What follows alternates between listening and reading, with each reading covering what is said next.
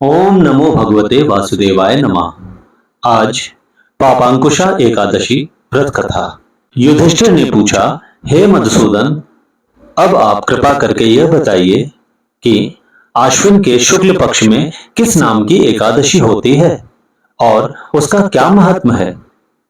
भगवान श्री कृष्ण बोले, हे राजन, आश्विन के शुक्ल पक्ष में जो एकादशी होती है वह पापांकुशा के नाम से विख्यात है।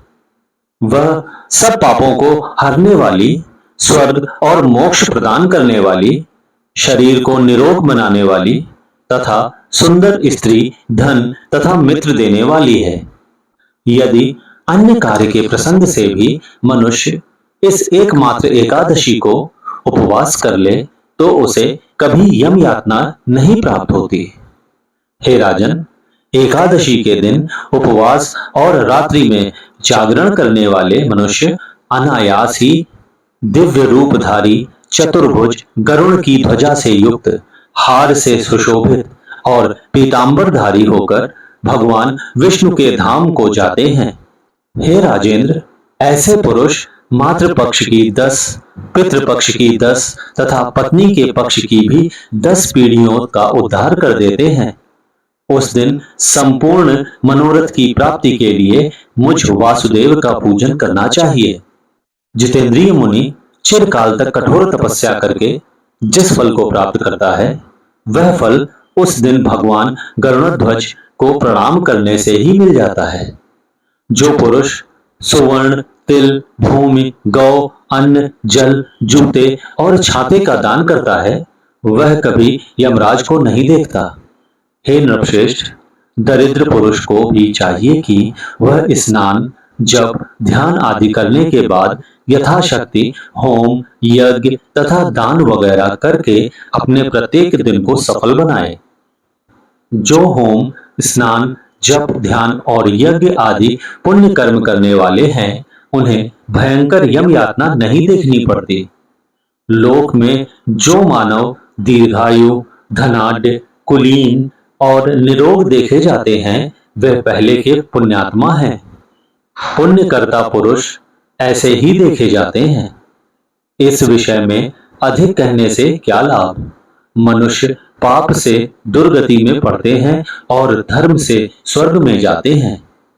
हे राजन, तुमने मुझसे जो कुछ पूछा था उसके अनुसार पापांकुशा एकादशी का महात्म मैंने वर्णन किया। अब पापांकुशा एकादशी व्रत की संपूर्ण कथा। विंध्याचल पर्वत पर क्रोधन नाम का एक बहेलिया रहता था। वह बहुत ही क्रूर और निर्दयी था। उसका जीवन हिंसा, चोरी और बुरे संगत में ही बीता। एक दिन उसे जंगल में तपस्या कर रहे महर्षि अंगिरा मिले। बहेलिये ने उनसे कहा, हे महर्षि, मैंने जीवन भर पाप किए हैं, अनेक मासूम जीवों की हत्या की है। अब मुझे नरक ही जाना पड़ेगा। कृपया कोई उपाय बताइए जिससे मेरे पाप नष्ट हों और मुझे मुक्ति मिले। महर्षि अंगिरा ने उसे आश्विन शुक्ल पक्ष की पापांकुशा एकादशी का व्रत करने की सलाह दी। बहेलिये ने महर्षि की बात मानी और इस एकादशी का व्रत विधि पूर्वक रखा। उन्होंने भगवान विष्णु की भक्ति और पूजा की। भगवान विष्णु की कृपा से बहेलिये के सारे पाप समाप्त हो गए।